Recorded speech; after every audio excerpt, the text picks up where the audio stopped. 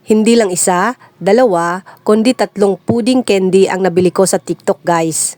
Dati dumadaan lang ito sa wall ko Ngayon, trinay ko para matikman ko naman itong sinasabi nilang napakasarap na pudding candy. Ayan, 66 pesos lang yan guys per tube. Meron silang strawberry, mangga, at saka grapes. Yan ang mga trinay kong mga flavor. Ayan, ang ganda ng lalagyan niya guys.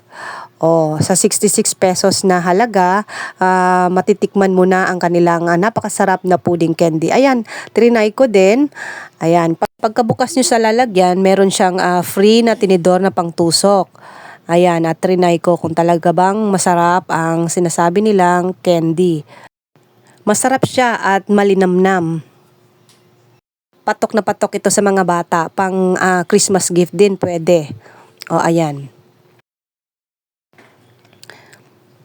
Trinay din ng anak ko yung mangga. Ayan, at nasarapan din siya. Masarap daw, lami. So, bumili na kayo ng mga iba-ibang flavor nila at try nyo. Masarap talaga, pwedeng pang regalo. Click the yellow basket.